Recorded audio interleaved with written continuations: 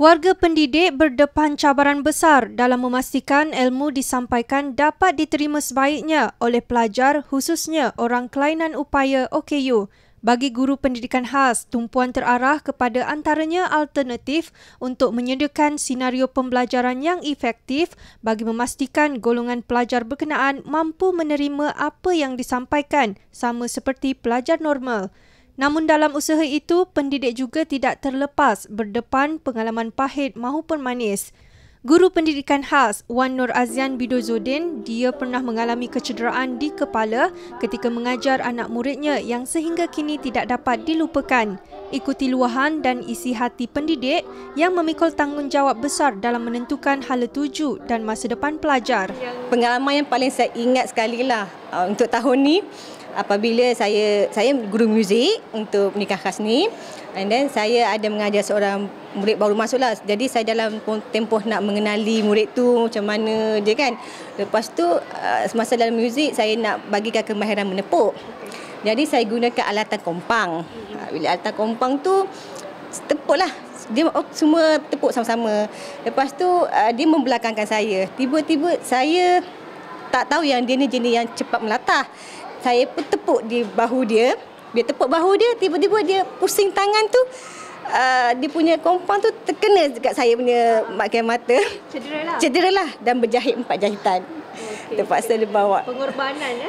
Itulah yang saya rasa bila tengok aja saya punya parut ni, memang teringat budak tu. Okay. Dia seorang yang memang manjalah budak tu. Cuma mungkin masa tu secara reaksi tindak balas yang orang kata tanpa disedar kan, kita pun faham dalam nikah khas macam mana.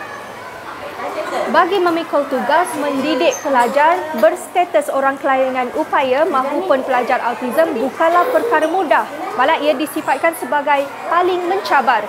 Berkat kesabaran, menggunakan kaedah kreatif dan komitmen yang tinggi, guru pendidikan khas menyifatkan tiada alasan untuk melayan kerana setiap pelajarnya dalam menggalas tugas yang disifatkan mencabar itu.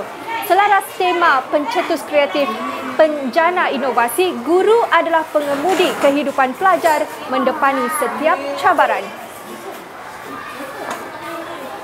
Guru yang mempunyai lebih 20 tahun dalam pendidikan autistik atau autism, Datin Zahra Abdullah, tiada apa yang lebih membanggakan apabila ada antara pelajarnya yang kini berjaya melanjutkan pelajaran sehingga peringkat lebih tinggi. Memang kita tahulah tingkah laku anak-anak autism ya, mereka punya PL tu macam di luar jangkaan ya.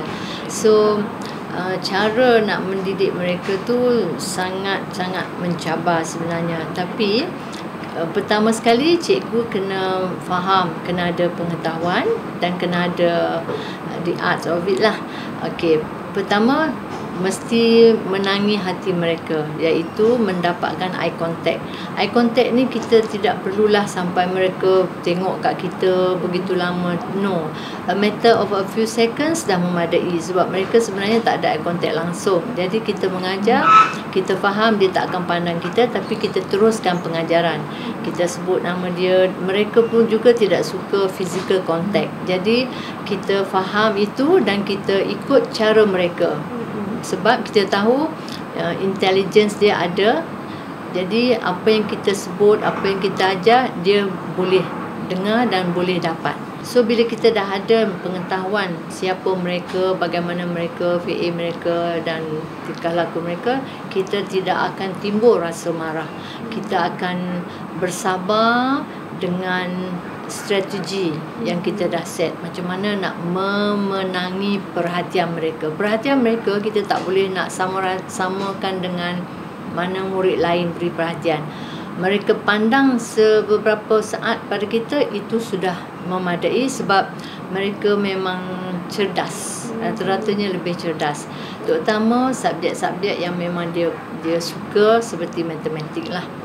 Jadi yang perlu ada untuk seorang pendidik ialah pengetahuan dan kesabaran yang sangat tinggi, rasa toleransi, empati terhadap murid tu. Memang semua tu kena ada, tak boleh tidak. Bagi Guru Besar Sekolah Kebangsaan Taman Tun Dr. Ismail II, Puan Sri Zaitun Baharudin, pihaknya mengharapkan agar pelajar pendidikan khas mampu menggarap kejayaan bukan saja konteks kokurikulum namun juga bidang pendidikan setanding pelajar normal. Sebab inilah satu-satunya sekolah di wilayah bangsa yang mengadakan pendidikan khas integrasi, di mana kita di sini anak-anak yang dalam pendidikan khas ni seramai 108 orang ya, yang terdiri daripada autism, cerebral, Down syndrome, hyper dan disleksia ya, serta beberapa lagi. Alhamdulillah sokongan khususnya ibu bapa, terutamanya ibu bapa yang menghantar anak-anak mereka di sini, mereka menaruh sepenuh harapan pada pihak sekolah. Kita nakkan bahawa murid-murid integrasi ini, murid-murid pendidikan khas ini mendapat pendidikan yang sama, yang setaraf seperti mana yang dinikmati oleh pelajar-pelajar di arus perdana. Ya?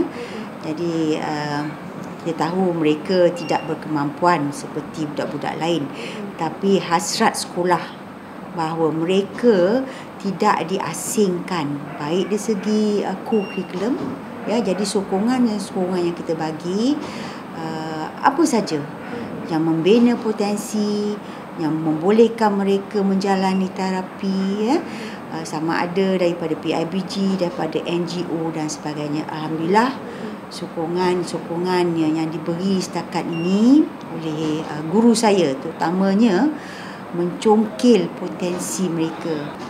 Mengucapkan selamat Hari Guru kepada semua warga pendidik, bukan saja guru, siapa saja yang masuk dalam bidang pendidikan ini, khususnya baik dari segi kaki tangan sokongan, sama ada di sekolah, di jabatan maupun di Kementerian Ajaran, yang sama-sama mendukung cita-cita Kementerian Pendidikan Malaysia untuk menghasilkan generasi alaf 21 abad yang baru.